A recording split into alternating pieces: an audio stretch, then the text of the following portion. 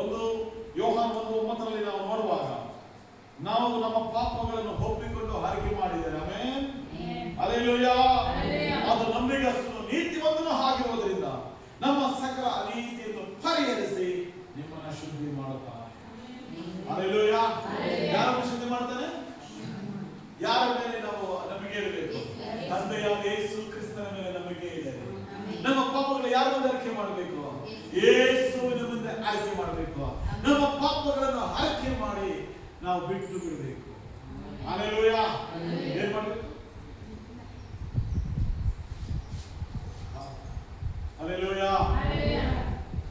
ಏನ್ ಮಾಡ್ಬೇಕು? ನಾವು ಬಿಟ್ಟು ಬಿಡಬೇಕು. ಏನನ್ನು ಬಿಟ್ಟು ಬಿಡಬೇಕು? ಏನನ್ನು ಬಿಟ್ಟು ಬಿಡಬೇಕು? ಪಾಪಗಳು. ಜೋರಾಗಿ ಚಪ್ಪಾಳೆ ನಂಬಿಕೆ పోతున్నారా? ನಮ್ಮ ಪಾಪಗಳು. తూగుస్తున్నారా? రాత్రి ఎక్కువ సద్దనం తిన్నాను పొద్దున లేచి సద్దనం తింటేనే సత్సంగ సద్దనం తింటే నీకు నిద్ర పోయేది. ఉడికైనా పడిపోయి మనం చురుగ్గా ఉంటారు కదా. హల్లెలూయా, హల్లెలూయా, హల్లెలూయా.